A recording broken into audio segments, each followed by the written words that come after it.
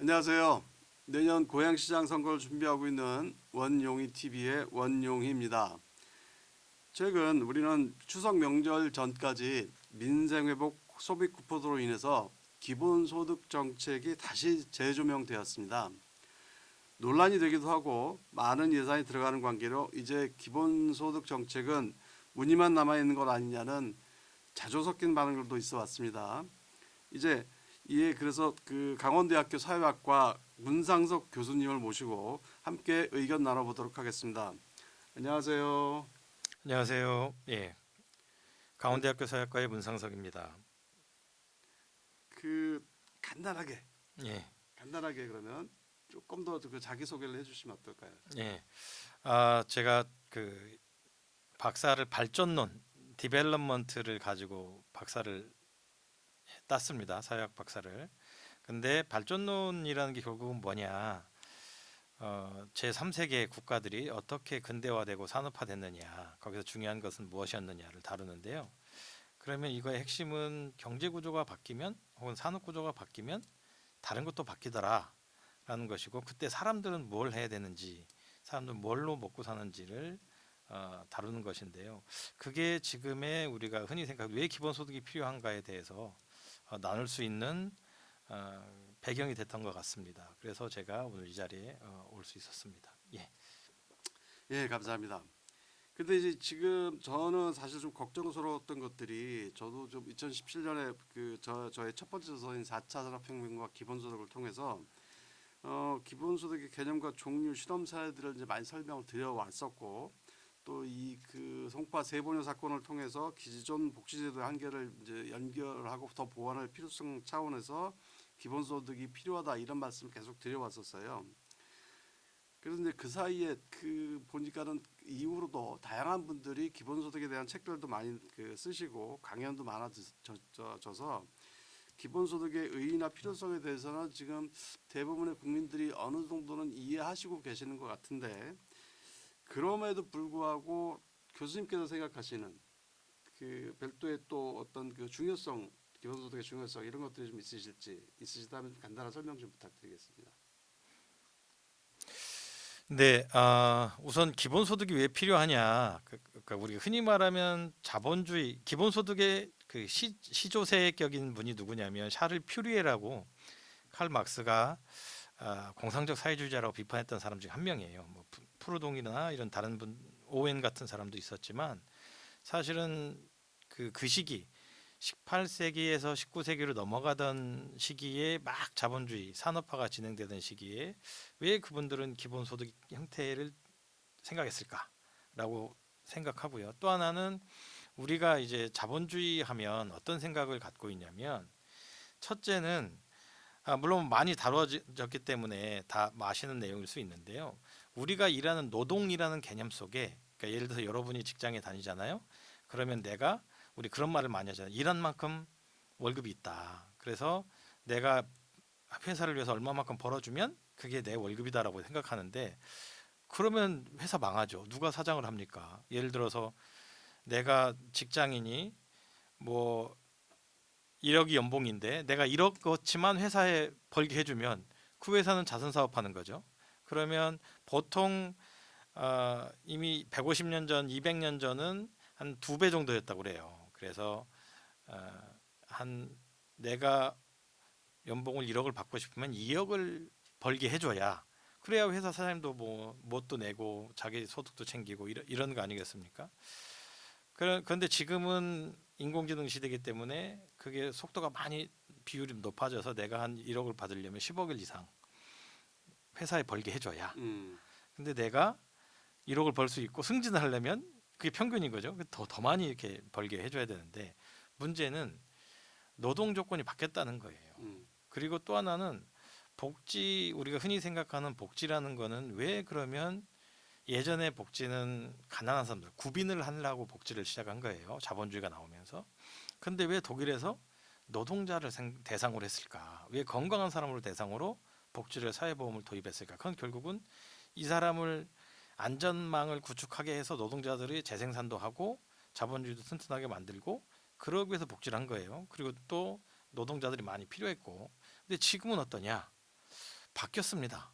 즉 옛날처럼 양질의 일자리, 대규모 채용 구조도 바뀔 거고 그 가장 큰 문제는 현재 더 기본소득이 중요한 이유는 첫째는 디커플링이 되고 있어요. 뭐냐면 일자리가 경제가 좋아지면 일자리도 많아져야 되거든요. 그렇죠. 일자리도 많아져야 되는데 이 일자리가 많아지는 게 아니고 오히려 수요는 많아지는데 실제 공급되고 있는 양, 즉 일하고 싶은 사람도 많지만 노동자를 원하는 직장도 많은 거예요. 그런데 실제 취직하는 사람 적다. 그 이 갭을 누가 채워주고 있어요? 기계가 채워주는 겁니다. 즉 대다수의 사람들은 양질의 일자리에 접근하기 어려운 구조로 점점 가고 있다. 즉 경기가 호황이 되면 될수록 그 그래프가 하늘로 올라가요. 경기도 좋아지고 근데 문제는 일자리 취직하는 사람은 점점 떨어지고 있다라는 거죠. 그럼 이게 무슨 얘기냐? 즉 예전에 19세기에 산업화가 되면서 굴뚝산업, 그러니까 소위 말하는 기계에 해당하는 굴뚝산업이 폭발적으로 증가할 때는 대규모로 노동자들이 필요했습니다. 그게 1930년대 이제 포드주의라고 얘기하는. 그러면서 노동자가 이제 중산층이 되는 시기였어요. 그러면 이 중산층이 되는 시기에 이 사람들이 소비로 자본주의가 다시 위기를 겪고 나서 다시 회복이 됐습니다. 즉 소비로 회복이 됐고, 근데 이 소비는 어디서 나왔냐? 그러니까 회사가 경기가 좋으니까 노동자들 많이 고용하고 또 노동자들이 고용돼서 그 월급 가지고 회사 상품을 많이 상기니까 또 좋아지고 그러면 국가는 뭐냐? 회사에서 세금을 받고 노동자들이 쓰는 돈에서 또 세금을 얻고 노동자들 월급에서 세금을 받았어요. 그러니까 국가도 어떻게 돼요? 돈이 많아지고 재정적으로. 예, 개인도 돈이 많아지고 또 회사도 돈이 많아지니까 사실은 너도 나도 소비를 하면서 다시 또 경제가 좋아지는 그러니까 선순환 사이클이 계속 발생했단 말이에요. 그런데 이게 1970년 이후로 축적 방식의 위기가 생깁니다. 더 이상 회사를 해가지고 돈이 많이 안 벌어지고 그러다 보니까 노동자들을 해고를 많이 하고 노동자들 해고를 많이 하니까 다시 회사도 어려운 상태에서 노동자도 해고가 되니까 이 사람들이 소비를 못 할 거 아니에요. 소비를 못 하니까 어떻게 어떤 일이 벌어집니까? 결국은 경기가 다 안 좋아지고 그러면 돈 많은 회사, 돈 많은 노동자, 국민한테 세금을 받던 국가도 가난해지는 거예요. 그러니까 이 상태에서 기존의 팽창된 복지제도가 그대로 유지된다? 안 되겠죠. 그러니까 복지제도도 축소가 돼요. 그러니까 모든 상태가 안 좋아지는 게 이제 우리 흔히 생각하는 1970년대 이후로 복지제도 위기가 생긴 겁니다. 이제 그 상태에서 다시 신자유주의만 가지고도 그래 나오는 게 세계화 아니겠어요? 세계화가 됐어요. 세계화가 됐으면 그러니까 초기에는 선진 자본주의 국가라고 하는 미국이나 유럽의 노동자들이 소위 말하는 제3세계 저발전 국가 혹은 개발도상국에 있는 노동자들의 싼 임금 덕에 자기들의 임금이 유지됐어요. 그런데 지금 왜 선진 자본주의 국가 유럽이나 미국에서 왜 더 극우가 발호를 하고 파시즘이 왜 등장하냐? 결국은 그렇게 했는데 내부적으로 소위 말하는 우리 복지망이라든가 안전망, 사회 안전망이 붕괴되면서 빈익빈 부익부가 더 확산되고 그러다 보니까 선진 자본주의 국가에서 노동자들의 하층이나 중하위층도 역시 가난해지는 거예요. 소수만 더 독점하는 거예요. 경기가 좋아졌으면 옛날처럼 70년대, 80년대처럼 아니면 70년 전, 80년 전처럼 돌아가야 되는데 그게 안 되는 거예요. 왜 트럼프가 왜 당선이 되고 나서 가장 먼저 2차 내각이 한 게 뭐예요? 포드주의로 돌아가는 겁니까? 그게 뭐예요? 1930년대 대규모 고용을 해서 너도 노동자도 삶이 좋아지고 회사도 부자가 되고 국가도 부자를 만들어주겠다. 근데 사실 그게 가능합니까? 자본주의 구조가 바뀌었어요. 미국도 분명히 정부의 지원을 받은 대기업들이 성장하고 분명히 미국의 주가는 계속 우상향했습니다. 그런데 결과는 어떤 일이 벌어졌어요? 대다수는 소득이 떨어지더라. 그럼 이러한 경제 구조에서 과연 우리가 너 열심히 공부해라, 열심히 일해라. 그래서 미국에서 90년대부터 나왔던 말 중에 하나가 스템이라고 그러죠. 엔지니어링, 사이언스, 과학, 그 다음에 그 수학, 뭐 이런 거 해서면 너 이제 경쟁력이 갖출 거다. 그러니까 이걸 열심히 전공해라. 그래서 막 더블 메이저도 아니고 트리플 메이저. 지금은 메이저가 뭐예요? 전공이 N. 야, 못 쓰겠다. 무조건 많이 해라. N 메이저 세대가 왔어요. 그런데 그렇게 되면 각 개인들이 뭐 회사 취직할 기회도 많아져야 되고 월급도 많아져야 될 거 아니에요. 그런데 한 100만 분의 1 경쟁력을 뚫은 사람은 월급이 많아집니다. 왜? 근데 그렇지 않은 대다수는 어떻게 돼요? 아니 솔직히 지금 원영이 TV 원영이 여기 지금 이제 내년에 나오시는 우리 시장 후보로 나오시는 분도 예전에 다닐 때 하나 전공하기도 버거웠지 않습니까? 근데 그래 두 개까지도 복수 전공 가능합니다. 근데 지금은 세 개를 해야 된다. 네 개를 해야 된다. 그마저도 오히려 공대 같은 경우는 자연대, 공대를 다 아우르는 각각의 교과목을 또 해야 돼요. 이렇게 뚫고 왔더니 너 석사 가야 되겠는데 이래요. 석사 가지고 했더니 석사 가지고 안 되겠다. 야 박사를 해야 되겠다. 그러면 어떻게 돼요? 교육 기간이 점점 늘어지죠. 그럼 이 교육비 누가 감당합니까? 부모가 감당해요. 근데 갔다 나왔어요. 나왔으면 취직이 잘 되냐? 그 연봉이 옛날처럼 내가 그 1억을 투자했더니 10억을 벌고 100억을 벌 수 있는 기회냐? 아니에요. 지금 학생들은 오히려 가성비가 떨어지는 시대에 살고 있습니다. 그러니까 예전에 대학생들은 그냥 미래 걱정 안 했어요. 왜? 취업 기회가 많았기 때문에 그냥 대학만 졸업하면 취업될 줄 알았으니까 더 오히려 더 생각도 많이 하고 오히려 더 사회적인 문제에 관심이 많았어요. 근데 지금은 어떻습니까? 아닙니다. 이 들어올 때부터 취업 준비하는 애들, 들어올 때부터 스펙 쌓는 애들이 많아졌는데 문제는 그 친구들이 지금 졸업을 할 때 취직이나 될까 안 될까를 고민하고 명문대도 마찬가지예요. 70% 넘는 데가 없습니다. 그러면 이게 지금 우리가 제대로 가야 되는 길이냐? 이 상태에서 대규모 취업을 전제로 했던 기존의 복지제도 하에 복지제도가 과연 이게 다수의 국민들을 안전망 안에 포함시킬 수 있느냐?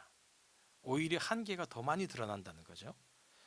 그리고 흔히 말하는 그러니까 이 복지제도가 팽창한 데서 유럽 같은 경우는 이제 사회민주당과 그리고 그 대규모 노동조합을 배경으로 하는 노동자들의 강한 연대 세력이 생겼는데 지금 20년 이상 신자유주의가 확대를 했고 세계화하고 났더니 어떤 일이 벌어졌습니까? 노동자는 존재하는데 노동의식이 없고 나 혼자만 사는 파편화된 인간들이 너무 많더라는 거예요. 그러니까 사회가 불안합니다. 미래도 불안해요. 그러다 보니까 자꾸 내가 갖고 있는 자리를 저놈이 뺏었다. 그런데 기계를 공격하는 일이 없어요. 왜 기계를 공격하지 않아요? AI는 나를 도와준다고 생각하거든요. 근데 사실은 일자리는 기계가 많이 뺏을 겁니다. AI 로봇가 많이 뺏을 거고. 근데 1800년대 러다이스트 운동이라고 기계 파괴 운동이 있었지만 지금은 오히려 나보다 약자인 사람들을 공격합니다. 사회가. 그러다 보니까 여성이라든가 이주민이라든가 근데 그들이 필요한 사회가 된 거예요. 그런데 그걸 보지 않아요. 그러니까 저희가 지금 말씀드리는 거는 결국은 가장 큰 거는 산업 구조가 바뀌었습니다. 그러다 보니까 노동에 대한 개념도 바뀌어야 되는데 안 바뀌고 있어요. 그런데 우리는 옛날 20세기 초, 19세기 말 생각을 그대로 가지고 있습니다. 이 상태에서 복지를 막 늘릴 수 있느냐? 돈 있을까요? 그 지금 대통령께서 하신 말씀 있잖아요. 왜 국가에 쓸 돈이 없는 게 아니고 도둑놈이 많아서 그렇다.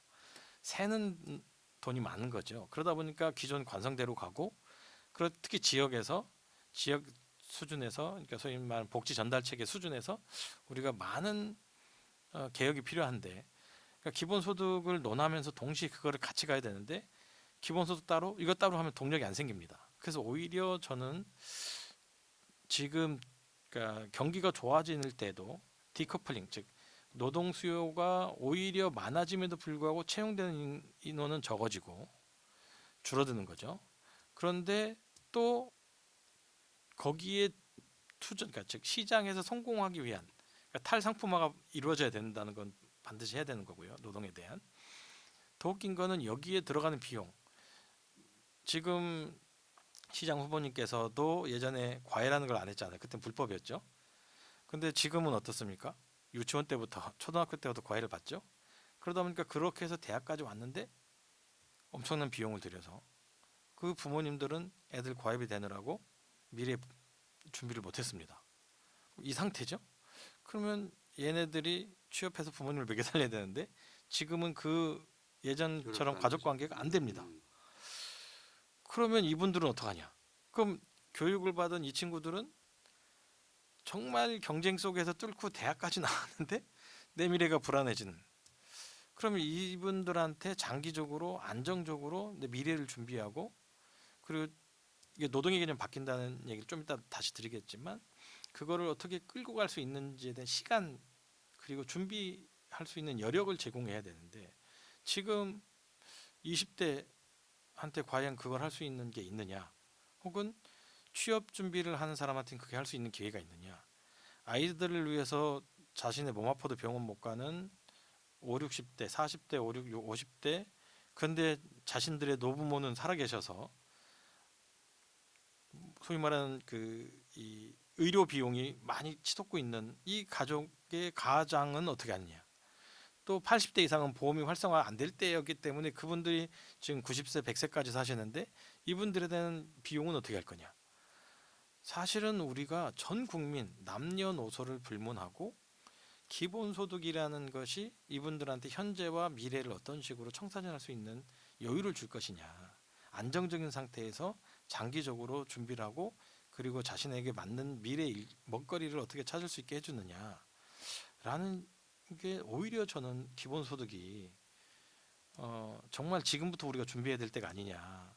더 큰 위기가 왔을 때 우리 영화 같은 데 보면 알잖아요.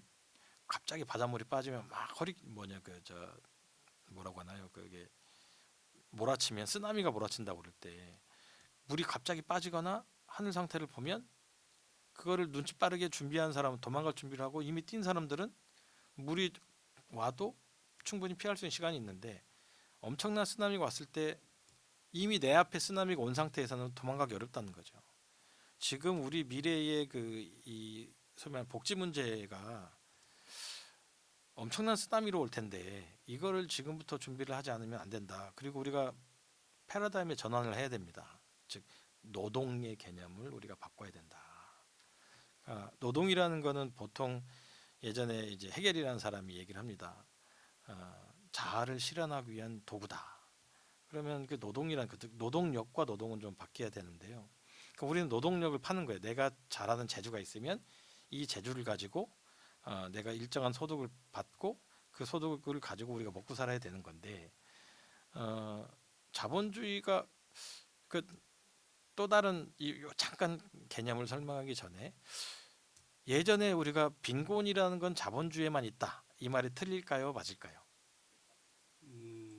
항상 있었던 거 아닌가요? 예, 가난은 항상 있었어요. 음, 가난은 항상 있었는데 빈곤은 사실은 자본주의에만 생겼습니다. 이유가 뭘까요?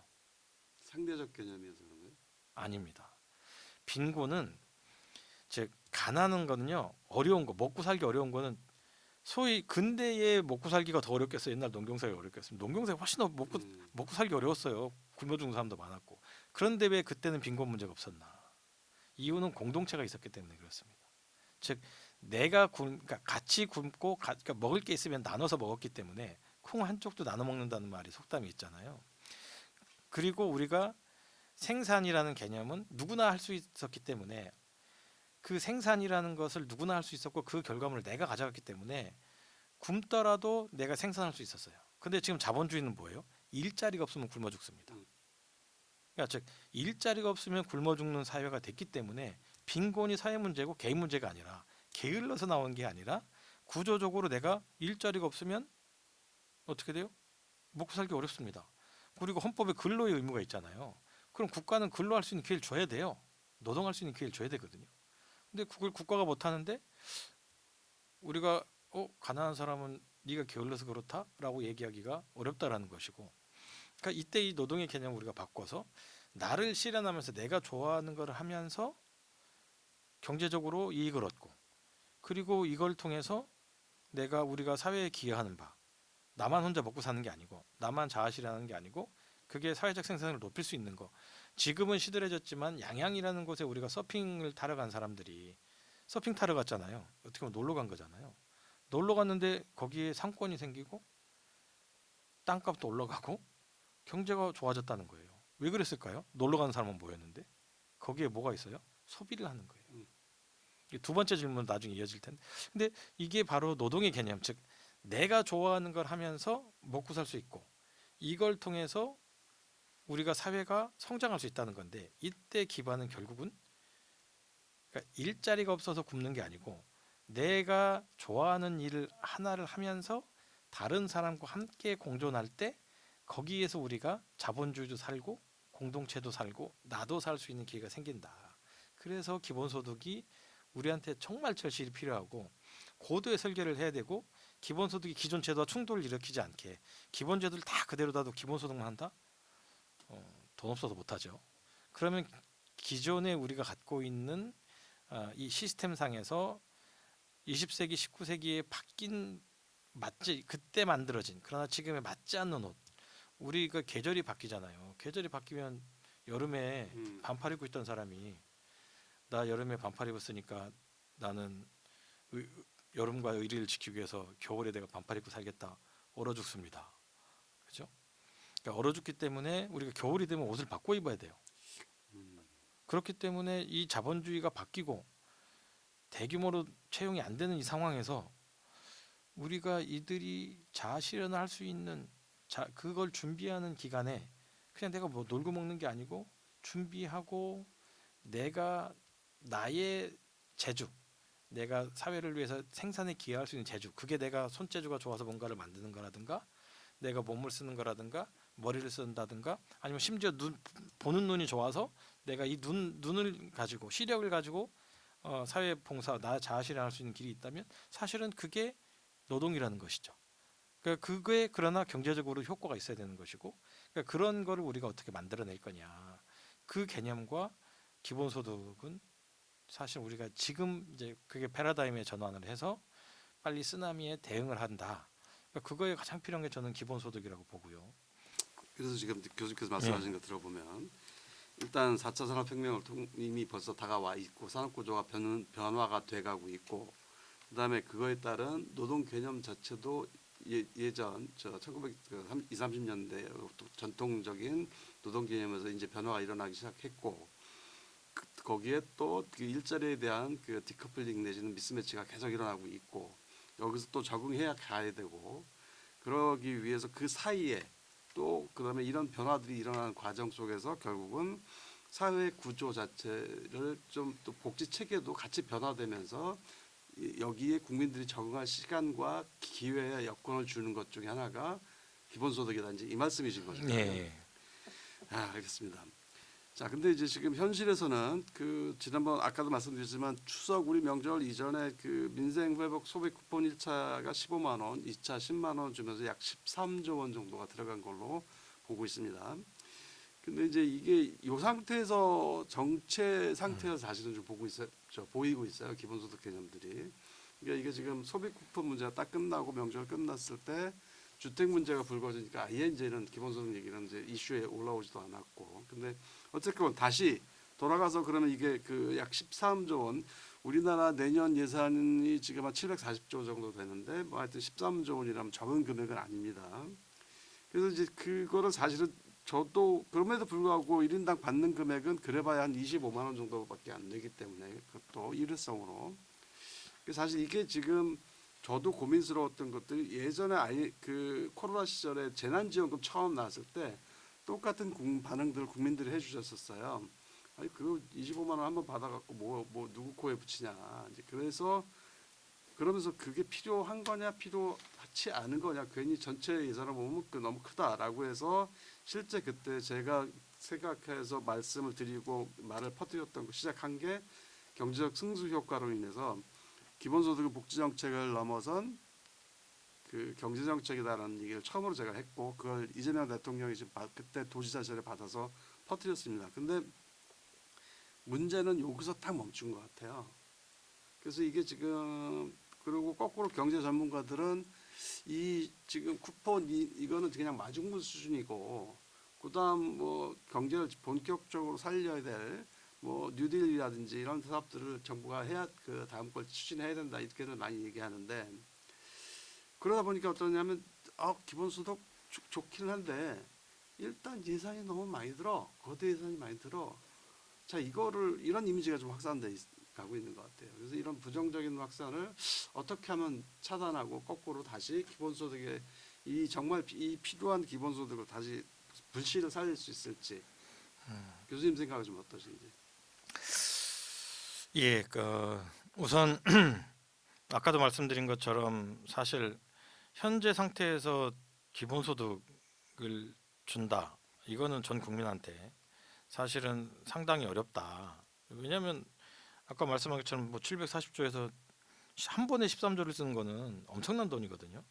그러니까 이게 지속 가능하지 않은 방식이고, 그러면 우리가 아까 말한 도둑놈이 많은 구조. 근데 그렇다고 누가 이거 다 빼는 게 아니고 우리가 이걸 어떻게 계획할 것이냐. 그러니까 혁신이라는 게 필요한 이유가 뭐냐라는 거죠. 그러니까 우리가 기술은 혁신을 해요. 근데 사람의 머리는 그걸 못 따라갈 때가 많습니다. 예를 들어서 우리가 핸드폰이 막 발달했어요. 90년대 핸드폰이 막 들어왔을 때 처음에는 대학교 같은 경우는 강의실에서도 받고 여기저기 전화 올리고 극장에서 울리고 그러면 여러분 어떤 일이 벌어졌습니까? 사람들이 핸드폰을 써서는 안 되는 곳이 있구나 깨닫고 있겠죠. 그래서 이제 극장이나 공연장 같은 데는 핸드폰을 꺼주세요 아니면 매너 모드로 해주세요. 그러면 기술도 발달하죠. 매너 모드로 가고 비행기 타서 이게 뭐 전파에 문제가 생긴다고 하니까 에어플레인 모드 비행기 모드가 또 생기죠. 그러니까 여러 가지가 거기에 대한 대응이 나오는데 이상하게 경제 정책에 대해서는 우리가 기존에 하던 사람 말을 똑같이 하더라. 분명히 저 경제학자의 말을 듣고 A라는 정책을 폈어요. 그런데 그 정책이 망했습니다. 그러면 그거를 우리가 복귀를 해서 왜 안 됐는지를 알아야 되는데 문제는 경제 정책이라는 것도 항상 하나예요. 그 사회는 총체적으로 이루어집니다. 절대 한 파트만 가지고 뭐 외과 수술하듯이 콕 집어서 그것만 해결한다고? 그러니까 우리가 세라피틱 복지도 마찬가지거든요. 콕 집어서 여기만 준다고 해서 그 해결이 되냐? 절대 안 됩니다. 왜? 사회는 다 연결돼 있기 때문에 그렇습니다. 되게 복잡한 거미망이에요. 거미줄망처럼 연결돼 있고 위아래가 왔다 갔다 하듯 이게 평면도 아니에요. 또 층위가 다층입니다. 그러니까 위아래가 연결이 되고 평면으로도 연결이 다 돼 있는 상태에서 과연 우리가 이거는 이래서 문제고 저거는 저래서 문제고 할 수 있느냐. 즉 이번에 그 소비 쿠폰이나 그 재난지원금 같은 경우는 그러니까 국민들이 이렇게 썼을 때 경제 효과가 얼마나 있느냐를 입증을 했습니다. 그러니까 미국도 마찬가지거든요. 조지 부시 W 있을 때 이제 스티뮬러스 팩이라고 그래가지고 경제를 자극해주는 패키지에서 이제 1인당 600불 뭐 어디는 1000불 이런 식으로 준 적도 있고. 근데 그 효과가 상당히 있었습니다. 근데 이게 어떤 사람한테 효과가 있었냐? 부자들은 그걸 저축을 합니다. 그런데 가난한 사람은 당장 뭐부터 사요? 먹을 거부터 삽니다. 좀 먹게 해줘야 되는 거거든요. 그러니까 지금 그리고 나서 이걸 학생들한테 주면 이게 뭐가 돼요? 공부하는데 쓰는 거죠. 그래서 일단은 여기서 제가 초점을 두고 싶은 건 이미 우리 지금 사회는 저축의 시대가 아니라 소비의 시대. 그 이 소비를 통해서 우리가 어떻게 사느냐. 아까 제가 말씀드린 것처럼 양양에 몰려 있는데 여기서 저축하는 사람이 거기 갔겠어요? 쓰는 사람이 간 거예요. 근데 이 사람들이 쓰면은 누가 생깁니까? 거기에 서비스업이 생기죠. 그 서비스업이 생기고 서비스업이 생기면 또 이 사람을 상대로 하는 또 다른 서비스업이 생깁니다. 이게 이제 승수 효과의 배경이 되는 거예요. 그러니까 25만 원 개인한테 한 사람한테 25만 원 주는 거 큰 돈 아니죠. 어디 가서 딴 일해도 25만 원 받는다. 그런데 문제는 생각을 해보세요. 꽁돈이 들어왔어요. 꽁돈이 딱 들어왔어. 이게 만약에 뭐 10억이 나한테 들어온다. 그럼 사람들은 어떻습니까? 이거를 계획을 했습니다. 이번에 뭐 아파트를 산다든가 아니면 1억이 들어왔다. 그럼 비싼 차를 산다든가 학생들한테 예를 들어서 200만 원이 갑자기 생겼다. 그럼 평소에 못 사는 핸드폰을 산다든가 노트북을 산다든가 패드를 사죠. 근데 20만 원이 들어오면 어떨 것 같아요? 먹습니다. 예, 먹으러 가요. 그럼 지금 한국에서 경제 구조로 봤을 때 자영업자의 대다수를 누가 차지할까요? 어떤 파트? 그러니까 결국은 먹는데 아니면 나를 가꾸는데 이런 쪽으로 들어갑니다. 그러면 어떻게 돼요? 즉 그 경제 활동의 주체들이 소유 수입이 늘어나는 거예요. 그럼 이들이 또 세금을 내잖아요. 이들이 세금을 내고 이들이 자신들의 사업을 하려면 또 다른 공업 혹은 2차 상품을 또 소비를 해야 됩니다. 그러면 어떻게 돼요?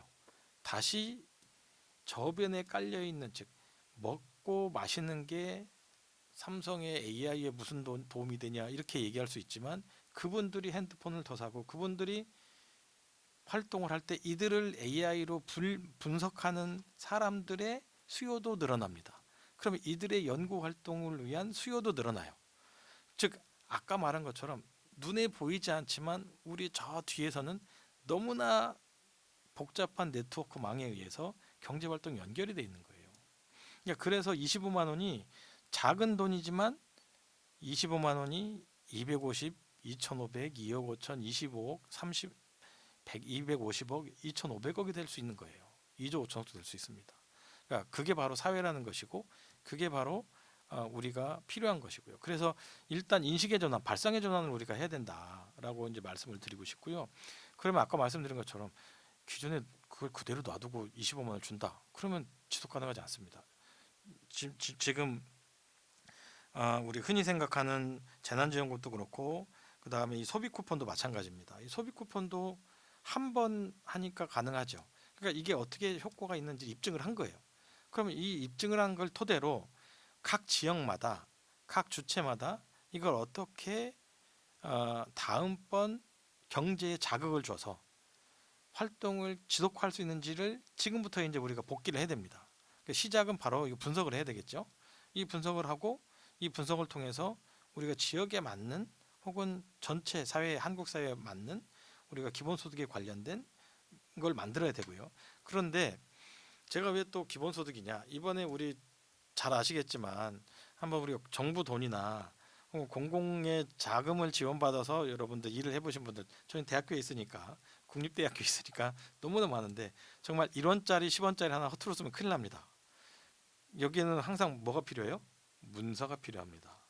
그래서 예를 들어서 뭐 저희가 글로컬 시대를 대비한다 해서 글로컬 사업을 한다. 한 과마다 뭐 2, 300이 나왔다. 그러면 이거 2, 300만 원 쓰는데 얼마 많은 시간이 필요하냐? 일주일에 보통 교수 한 명당 이걸 행정 처리하고 하는데 한 2시간에 3시간? 행정 조교도 있죠. 그러면 단과대학으로 넘어가죠. 본부도 넘어가죠. 이걸 관리해주는 교육부도 있겠죠. 재산 관리, 그 예산 관리 이게 들어가는 비용, 행정 비용이 엄청납니다. 그래서 실험을 해봤어요. 저희 과에서 묻지도 않고 따지지도 않고 학생들이 공부에 투자해서 결과만 좋게 한다면 무조건 돈을 준다라고 사실 제가 기본소득 실험을 해봤습니다. 다른 과랑 다르게 그 과는 영수증, 심지어 이제 학술대회에 참가한다든가 그러면은 영수증, 해외에서 쓴 영수증부터 해가지고 다 번역기까지 돌려서 영수증 다 첨부 받았어요. 근데 저희는 그렇게 안 하고 얼마 딱 주고 이거는 너희가 알아서 해라. 결국은 너는 이 결과물은 내야 된다. 근데 사실 내가 여기서 졸업을 하고 교수님한테 안 혼나려면 자기가 최소한 얼마만큼 해야 돼요. 근데 그러니까 자유를 주는 겁니다. 그러면 이 학생들 어떻게 할 것 같아요? 계획을 세웁니다. 내가 계획을 세워서 이 돈 이렇게 쓰고 저 돈 저렇게 쓰고 그럼 이 학생이 어떻게 돼요? 계획력이 높아지겠죠.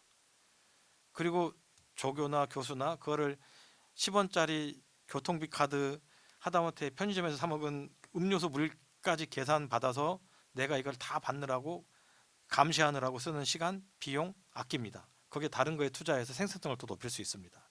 학생도 역량도 더 높일 수 있습니다. 그러면 모두가 편하고 모두가 쉽게 자신의 일을 하는데 즐겁습니다. 어떤 게 우리한테 좋은 거냐? 그러니까 저는 기본소득 제가 해본 거예요. 일종의. 예, 그렇죠. 예. 그래서 그처럼 지금 어젠가 지금 그 기재부인지 아마 대통령 정책실인지에서 발표를 한 게 지금 우리나라 그 성장률 1% 가능할 것 같다라고 얘기를 하면서 그 효과 중에 하나를 지금 소비 쿠폰 얘기를 하셨어요.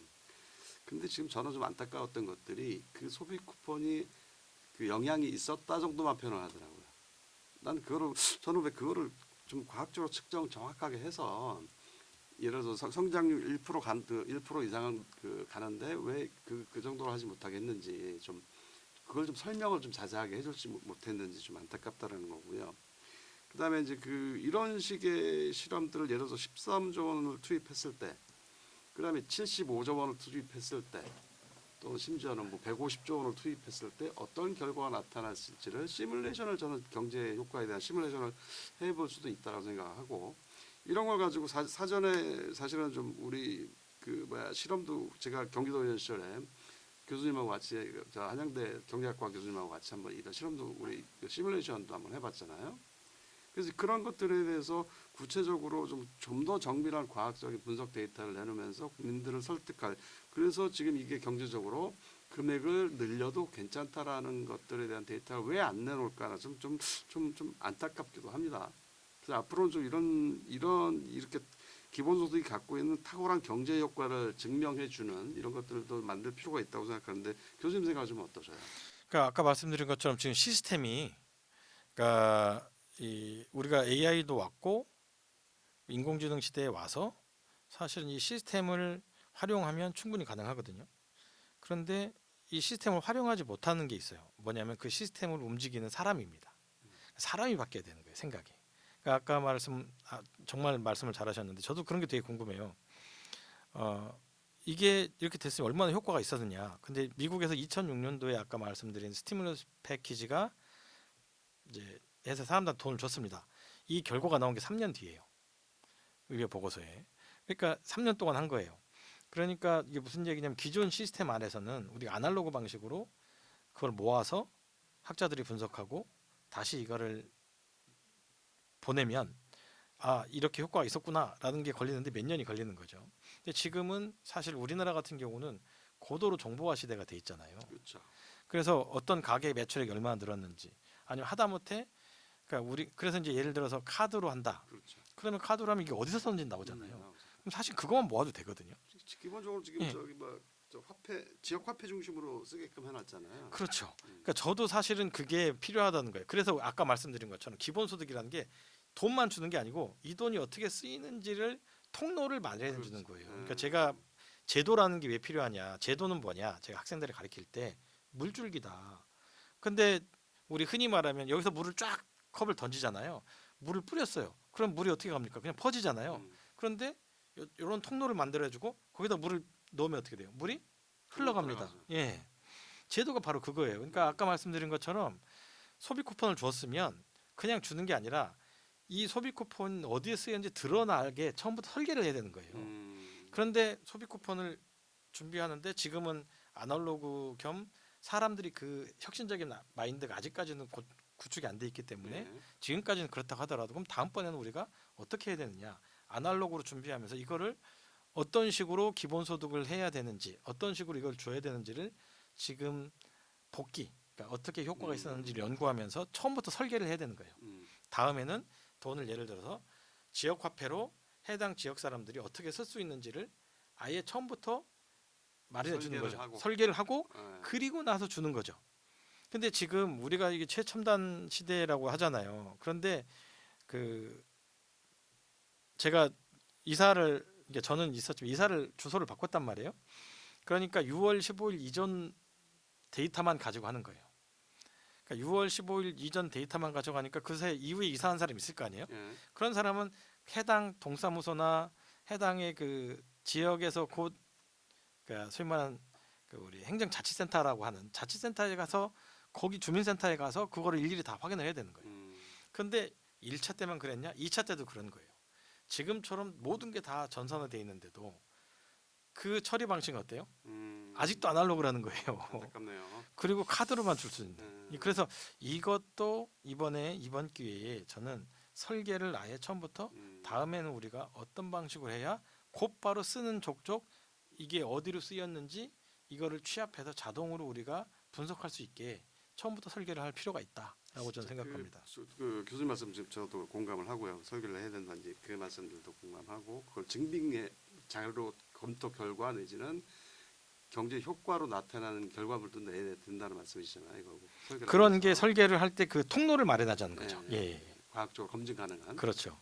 자, 근데 두 번째 지금 아까도 그 말씀을 하셨는데, 그러니까 그 쉽게 말하면 고위공직자 내지는 이 정책들을 설계하고 집행하는 쪽들에 대해서 여러 가지 의구심이 든다는 말씀도 많이 하셨는데 저도 사실은 그 부분이 똑같습니다. 그러니까 지금 제가 내년 예산을 보니까 내년 예산 740조 중에서 내년 본 예산은 지금 728조 원으로 잡혀 있더라고요. 근데 아마 이것저것 필요할 텐데 R&D 예산이 35.3조, 35조 3천억 원, 국방비가 66조 3천억 원, AI가 10조 1천억 원, 뭐 이렇게 잡혀 있는데 지금 기본소득이라고 잡혀 있는 예산은 농어촌 기본소득 1,703억 원이 다예요.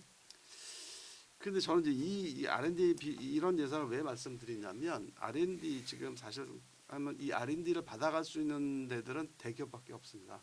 중소기업들 같은 경우 중견 기업들도 여건이 다 부족해서 그 기준을 채우지 못해서 거의 못 받아간다 그러더라고요. 그다음에 국방 예산 66조 중에서 지금 뭐 우리 이번에도 보셨지만 뭐 여러 가지 그 첨단 무기 개발하고 그다음에 잠수함 개발하고 또 뭐 항공기 개발 이게 다 어디 대기업이죠. 이쪽에 돈이 대부분 간다라는 것들이죠. 그러면 이거 AI도 마찬가지예요. AI 지금 컨소시엄 만들어지고 있다고 하는데 대부분 이거 뭐 그 중소기업들이 만드는 것들이 아니고 대기업 위주로 만들어지고 그러면 이거 이런 데들에 대한 지원금이 된다라는 거죠. 그러니까 저는 R&D를 하지 말아라 내지는 뭐 국방비 예산 하지 말아라 AI를 하지 말아라가 아니고 이 사업 내용을 좀 공표를 했으면 좋겠다는 생각을 많이 해요. 그래서 이 돈이 아까 교수님 말씀대로 실제로 어느 경로를 통해서 어떤 회사들에게 지원금으로 가는지 이것이 지원금으로 가고 끝나는지 아니면 회수되는 돈인지 그런데 그 사이즈를 보면 주로 어느 회사들이 받아먹고 있는지 제가 보기에 거의 728조, 730조 가량의 예산 중에 대기업으로 들어가는 예산이 제가 보기에는 얼핏 봐도 3,400조 가량 된다. 그러면 전 국민에게 뿌려지는 기본소득 13조 원은 그렇게 큰 돈이 아니다라는 걸 좀 증명해 봤으면 좋겠다라는 거죠. 그래서 사이즈 규모로 봤을 때 그러면 이게 뭐냐면 선도적으로 국가 당연히 이제 뭐 경제 위주 자유경제시장 시스템 얘기하시는 분들은 대기업이 잘 돼야 낙수 효과가 있어서 또 전체적인 경기가 잘 되는 거 아니냐. 물론 낙수 효과가 일부 있습니다. 그런데 왜 자꾸 그 뭐랄까 양극화가 더 심해질까요? 이런 측면을 생각해 봐야 된다는 거죠. 그 측면에서 그 이 소비 쿠폰 13조 원이 그 대기업에 가는 뭐 3,400조 정도의 예산에 비하면 참 세 발의 피일 수밖에 없다라고 보여진다는 거죠. 이 상황들에 대해서 저는 이것들도 그 사업 예산과 사업 내용을 정부가 공표를 해야 된다. 저는 이렇게 생각하는데 교수님 생각은 어떠세요? 교수님 저참 이제 저에 대한 그 명칭은 전 경기도 의원이었으니까 그냥 의원님 하시면 좋을 것 같습니다. 네, 알겠습니다. 네. 일단 저는 전적으로 동의를 하는 바입니다. 그러니까 예산이든 예산 처음에 짤 때부터 계획부터 우리가 보통 내년도 예산은 자료를 수집해 가지고 1, 2월에 보통 준비를 하면서 3, 4월쯤 되면 5월 달까지 하고 여름에 이제 거쳐서 9월 달에 이제 본격적으로 이제 그걸 타당성 검증을 하잖아요. 그래서 이제 나중에 국정감사하고 나중에 이제 또 하는데 사실은 대기업 중심으로 가는 게 왜 문제가 있느냐. 그 의원님 하나 우리 좀 주식이 막 오르니까 완제품을 만드는 회사 예를 들어서 현대자동차다 뭐든 뭐 아니면 무슨 뭐 반도체다 이러면 반도체를 만드는 회사가 주식을 사야 될까요? 아니면 반도체에 들어가는 소위 말하는 뭐라고 해야 되나요? 재료를 만드는 부품을 만드는 회사의 주식을 사야 될까요? 어떤 걸 주식을 사야 될까요? 반도체 주식을 사야 되지 우리나라는. 근데 생각을 해보면 반도체는 지금 뭐 한국하고 SK 한국이 독점하다고 싶어 한다는데 제 생각에는 예를 들어서 부품은 A사, B사, C사, D사 해외에 있는 회사도 팔 수 있잖아요. 그죠? 소비처가 많은 거죠. 네. 그러니까 우리는 완제품이 더 클 거다. 덩치가 크니까라고 생각하지만 저는 그러니까 이게 전 주식 전문가 아닙니다. 그냥 사회학적으로 봤을 때 논리적으로 많이 그러니까 얘한테도 팔 수 있고 쟤한테도 팔 수 있고 쟤한테도 팔 수 있는 회사가 미래의 발전 가능성이 있지 않을까요? 근데 이제 문제가 예. 여기서 또 한 가지 문제가 예. 우리나라의 구조적인 문제가 나타나는데 그렇죠. 제가 그걸 염두에 뒀던 건 뭐냐면 예. 그 대기업들이 하청업체들을 수직 계열화 시켜버려요. 그렇죠. 그래서 제가 다른 데 말씀드린 못 팔게 한다는 게 그래서 문제예요. 아까 말씀드린 것처럼 경제 구조 우리가 20세기의 수직적인 관계에 매몰되어 있는 한 기본 소득도 사실은 문제가 될 수 있는 거예요. 그거를 빌미로 경제학자들이 기본 소득은 망한다. 이렇게 얘기를 하는 거고.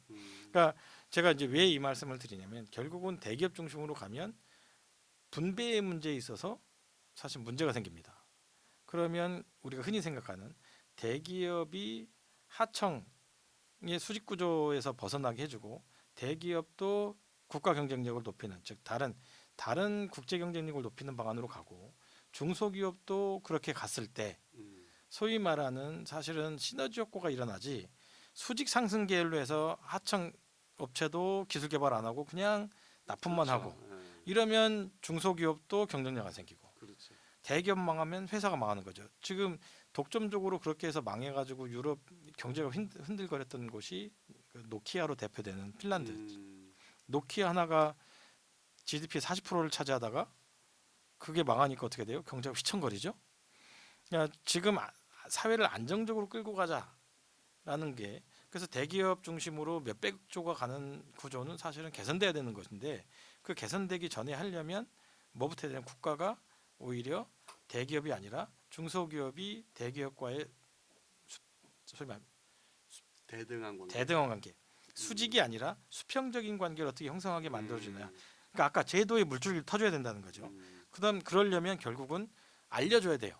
지금도 수출을 많이 하는 기업한테 수출 보조금이 있거든요. 그럼 누가 많이 가져갈 것 같아요? 당연히 대기업이죠.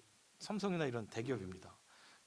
그러니까 결국은 이게 뭐예요? 가진 자가 더 많이 가지게 되는 구조로 갈 수밖에 없는데 문제는 한쪽만 부자가 되면 분배가 안 생기면 어떻게 돼요? 가난한 사람을 국가가 더 많이 구제해야 되죠. 국가 예산은 더 많이 들어가죠. 그렇죠.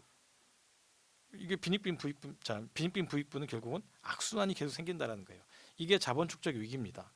그러니까 기업을 해서 돈을 벌게 해야 되는데 기업을 해가지고 내가 현재 유지 법인카드만 쓰고 내가 흥청망청 쓰려고 기업을 한다.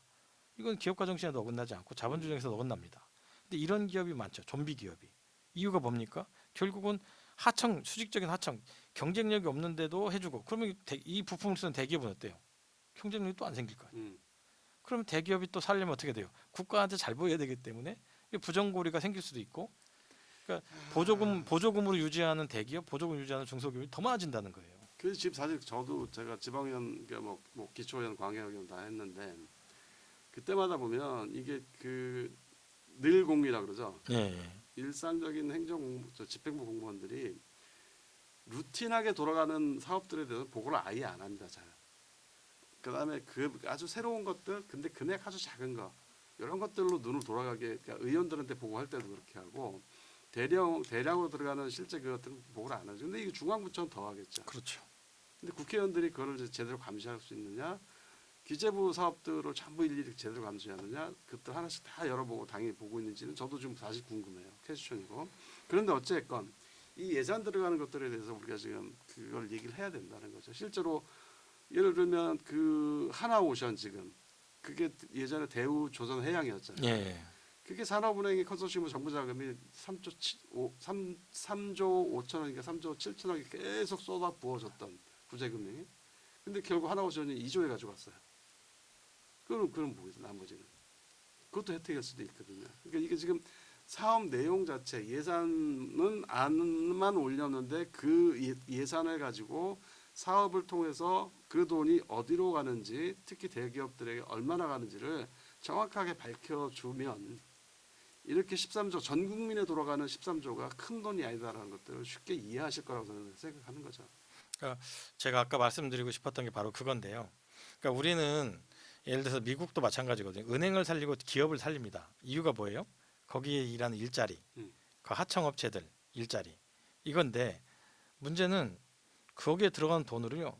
기본소득이나 그 사람들한테 돈을 주면 오히려 그러니까 그랬을 때 그분들이 다른 일 할 수 있습니다. 준비할 수 있고요. 근데 그 돈을 주면 그 기업이 살아나더라도 혹은 팔렸을 때 우리 봤잖아요. 그 론스타 사건 외환은행 봤잖아요. 그러면 결국 누가 돈 법니까? 주주들이에요. 대주주들. 그렇죠. 그럼 해고는 안 됐습니까? 엄청나게 해고됐어요. 변화된 건 없죠. 변화된 거 없어요. 오히려 심화됩니다. 그러니까 우리가 그냥 제가 패러다임을 전환을 해야 돼요. 우리가 머릿속에서 바꿔야 돼요. 그래서 안전망이 필요한 거고요. 그래서 기본소득이 필요한 거예요. 거기서 일자리를 잃더라도 기본소득과 같은 안전망이 구축이 돼 있으면 그 회사 망해도 됩니다. 거기서 지금 몇 조를 들였는데 세금이 날라갔어요. 세금이 날라갔는데 그 혜택은 누가 봅니까? 그리고 예전처럼 지금 아까 말한 것처럼 제가 디커플링 일자리 수요와 실제 소위 말하는 일자리 가 생긴 거에 디커플링이 일어나고 있어요. 그럼 이게 일어나고 있는 상태에서 여기가 살아나면 일자리가 많아질 거다? 그럼 그 가족도 살고 하청업체도 살 거다? 아니라는 거예요. 실제 그렇지 않고요. 미국도 마찬가지거든요. 음, 그러니까 그렇지 않았기 때문에 그 대형 은행들이 다 살아나고 오히려 100만 달러씩 다 보너스 주고 음, 여기저기서 빚 때문에 자살하는 사람 미국도 마찬가지였어요. 근데 그 사람들 다 버렸습니다. 그 결과가 뭐예요, 지금? 트럼프의 당선이고 더욱더 심한 민족주의 음, 극우가 발효하는 거고 이게 지금 심각한 문제예요. 그러니까 문제는 가난한 사람이 문제가 아니에요. 가난한 사람이 문제가 아니고 기업가 정신으로 경쟁력을 쌓을 수 있는 부르주아, 그러니까 소위 말하는 경제적인 엘리트들이고 그리고 그 정책을 담당하는 사람들이 20세기 마인드에 매몰돼 있다는 거예요. 우리가 지금부터 근데 그러면 그들은 내 이익을 지키기 위해서 그렇게 하더라도 최소한 우리는 바꿔야 된다라는 거예요. 그렇죠. 압박을 해야 되겠죠. 그렇죠. 밑에서부터 압박. 지금 민주주의 시대입니다. 그 압박을 해야 되는 거고 그게 사실은 너도 살고 나도 사는 그렇죠. 길이다. 그래서 생각을 좀 바꾸자라는 그 의원님 말씀에 전적으로 동의하면서 이렇게 말씀을 드립니다. 그래서 예. 지금 저는 사실 또 한편으로는 지금 그 교수님 말씀과 그게 제 생각인데 그러면 예를 들어서 뭐 대기업들에게 징벌적인 세금을 매기자 이거보다는 저는 거꾸로 그 정도에서 우리나라 상층행과 대기업들 그다음에 재벌기업들이 노블리스 오블리제를 할 수 있게 견인하고 압박을 하는 거죠. 그래서 그걸 자꾸 제가 공표하자라는 것들은 뭐냐면 야 정부 예산 730조 뭐 740조가 중에서 너네한테 벌써 400조가 갔어. 너네 근데 거기다 수익 이만큼 났잖아. 근데 니네가 낸 것들은 법인세 22%밖에 없어. 그래서 니네들 막 지금 성과급 잔치하고 난리 났잖아. 니네들끼리. 그럼 이거를 좀 기본소득 기금으로 좀 적립할 생각은 없니? 그 중에 남는 것들을 라고 압박을 하자라는 거죠. 예, 뭐 전적으로 동의하는 분이 뭐냐면 이제 유럽에서 나왔던 부유세. 근데 그래서 명칭이 문제예요. 그러니까 명칭이 문제인데 그걸 자꾸 부유세, 뭐 무슨 세로 하는데 사실은 모든 국민이 소득을 잃었어요. 그런데 한 10%는 이 소득 잃은 사람들한테 장사해 가지고 돈을 50% 이상을 내가 아니면 200%를 내가 성장을 달성했습니다. 음, 그럼 위기를 딛고 이 사람들이 아이디어를 잘 잡았으니까 그래 그 몫을 가져가라는 거예요. 근데 문제는 일종의 횡재 아니에요, 횡재. 그렇죠. 그러니까 횡재한 거에 대해서는 사실은 우리가 다수의 이걸 위해 사회적 책임을 해야 된다라고 예. 저도 전적으로 동의하는 거고요. 왜? 그 기업이 살아남은 거는 결국은 불행하게 된 다수의 소비 덕에 살아난 거고 그리고 그 소비 구조를 만들어준 제도에 만들어준 국가에 의해서 만들어진 거예요. 그러니까 그렇기 때문에 제가 그런 세금을 높이는데 문제는 이거를 우리가 어떻게 해야 되냐? 기본소득으로 쓰자는 거예요. 그러니까 미리 이제 기본소득 그 재원 마련에 쓰자. 예를 들어서 아파트도 마찬가지거든요. 뭐 그건 나중에 말씀을 드리겠고 어쨌든 사실은 그 대기업 뜯어서 강제 저는 그런 거는 좋은 건 아닌 것 같고 그래서 기업은 활동하게 만들어 주자는 거예요. 거죠. 간섭하지 말자는 거예요. 단지 이게 경쟁이라든가 우리 기존의 그 시장을 위해하지 않는 수준에서 경쟁력 쌓는 기업에 대해서 우리가 지원할 수 있습니다. 근데 문제는 그 지원금을 받고서 예를 들어 내가 돈이 없었는데 그 지원을 내가 10억을 받았어요. 근데 이걸 가지고 내가 나도 살고 1,000억을 벌었어. 그러면 이게 나만 노력한 게 아니고 이 지원이 없었으면 아예 이게 1,000억이 없어지는 거잖아요. 그렇다고 1,000억 뭐 990억을 다 뺏는 게 아니고 1,000억 중에 얼마 이상을 그 재투자하고 이런 것 빼고 그 회사 가져가신 분 뭐 다 이 가져가세요. 주주들한테 돌리세요. 그리고 일정 부분을 기본소득 기금으로 마련하자. 저는 이거는 사실은 우리가 필요하다라는 거 이게 왜 생각합니다. 그러냐면 굉장히 많다라는 거예요. 아 너무 많습니다. 예. 굉장히 보이지 않는 곳에 그다음에 또 하나는 지금 사례 이게 그냥 아주 작은 사례인데 대한민국에서 독점적으로 기업을 운영하시는 분들이 계세요. 예를 들면 뭐그 도시가스 같은 경우 지역 독점권을 갖고 있어요. 도시가스 아마도 아시는 분들은 아실 거예요. 써보신 분들은 지금 아파트 생활 많이 하시니까 아마 도시가스 그렇게 신경 안 쓸지 모르겠는데 지역별로 독점화되어 있습니다. 그다음에 또 농수산물 유통시장 그거 회사예요, 회사. 독점적인 회사. 무조건. 예를 들어서 그런 독점 사업권을 갖고 있는 분들도 많고. 그래서 제가 보기엔 이렇게 지금 진짜 우리 교수님이 말씀하셨던 전 국민을 대상으로 해서 자기 사업을 안전하게 영위하고 있으면서 또 정부 지원 받아가면서 여러 가지 것들을 지금 혜택을 받은 쪽들이 이제는 노블리스 오블리제를 해서 다시 국민들에게 기여할 기회를 좀 주자. 그러려면 다 오픈해야 된다. 싹 오픈하고 이게 지금 대기업들의 그 사업에 얼마가 들어가 있는지 그래서 우리가 AI 이거 지금 10조 1조 책정하는 건 물론 이 중에는 대출금도 있고 뭐 기타 등등의 것도 직접 지원금도 있고 하겠지만 대출도 굉장히 저리일 거 아니에요. 우리 국민들한테 대출이자 4~5%씩 받는 것들도 이 정책 자금 되게 1~2% 아닙니까? 그럼 그것도 혜택이죠. 어찌됐건 이런 것들에 대해서 다 지금 정보를 오픈하고 거기에 비해서 13조는 굉장히 적은 수치다. 이제 이걸 좀 홍보하고 적극적으로 알리자라는 것들이죠. 그러니까 여태까지는 그게 부패고리로 작동을 했죠. 음, 그러니까 70년대 이제 종합고금을 육성할 때도 똑같은 논리였습니다. 우리가 그때 국내적으로 이제 저축률을 높이기 위해서 이게 소위 말 이자율이 한 20%, 25%, 30%였단 말이에요. 그런데 대기업이 해외에서 자본을 조달했을 때 외채를 빌릴 때 그게 위험수단까지 해도 6%를 넘지 않았습니다. 그러면 대기업은 해외에서 돈을 빌리잖아요. 은행에 넣어요. 은행에 넣어가지고 내가 이거를 넣으면 은행 이자가 몇 프로입니까? 30%라고 치고 그러면 나머지 20몇 %는 내가 그냥 순전 이익이에요. 그리고 땅을 사둡니다. 땅을 사두면 거기에 또 개발을 시켜줘요. 정부에서. 그럼 대기업은 땅값 올라와서 또 돈을 벌립니다. 그래 자본 축적기에는 가능합니다. 그래서 이게 키웠다. 그럼 그 키워놨으면 우리가 어떻게 해야 되냐? 근데 문제가 하나 있어요. 자꾸 대기업만 가지고 얘기를 하는 게 아니라 거기에 일하는 노동자들, 직원들이 문제죠. 왜? 이 회사는 내 거야. 그러니까 이 회사에서 이익 버는 거는 우리한테만 줘야지 국민한테 주는 건 용납 못해. 이런 논리가 분명히 나올 겁니다. 예를 들어서 지금 SK라든가 삼성전자가 이제 특히 SK 같은 경우 역대급으로 이익을 냈는데 문제는 옛날에 SK 이전에 하이닉스에 들어간 돈 그렇죠. 엄청난 막대한 돈이 들어갔습니다. 그런데 지금 직원들이 그걸 알까요? 알면서도 노조에서 어떻게 접근할 수 있어요? 이익을 이만큼 얻었으니 우리한테 돌려줘야 된다. 파업할 수 있습니다. 그리고 이걸 기본소득으로 돌리자 이러면 그분들이 뭐라고 할 것 같아요? 왜 우리 회사가 우리가 노력해서 이익을 얻은 거지 왜 국민한테 주냐 이렇게 접근이 나올 겁니다. 사실 그래서 아까 제가 말씀드린 게 뭐냐면 대기업만이 아니라 대기업의 직원들조차도 이게 사회적인 거라는 거를 인식하게 해줘야 된다는 거예요. 맞는 말씀이죠. 예, 그러니까 사회적인 거라도 인식하게 해줘야 되기 때문에 우리가 놓치는 부분이 이게 내 거다. 그러니까 이 돈 내가 번 돈이 내 돈이다. 예, 맞습니다. 그런데 만약에 그런 논리라면 세금도 내면 안 되죠. 그렇잖아요. 근데 여러분 세금을 왜 내냐? 나 국가가 나한테 해준 게 없다. 막 이런 얘기를 하시는데 여러분이 편하게 교통 이용하고 편하게 뭔가를 이용하는 거에 상당 부분 공공 예산이 들어가 있습니다. 그럼요. 그러니까 여러분이 10만 원을 세금을 내면 보통 우리나라 수준에서 7.7배, 약 77만 원에서 80만 원. 뭐 이거를 좀 다양한 더 다른 무형의 서비스까지 하면 700만 원대까지 여러분이 돌려받는 거예요. 그러니까 세금을 내는 거에 대해서 사실은 그게 기본소득도 마찬가지거든요. 그게 내 돈을 뺏어가는 게 아니에요. 뺏어가는 게 아니고 오히려 나한테 더 많이 오는 거예요. 그렇죠.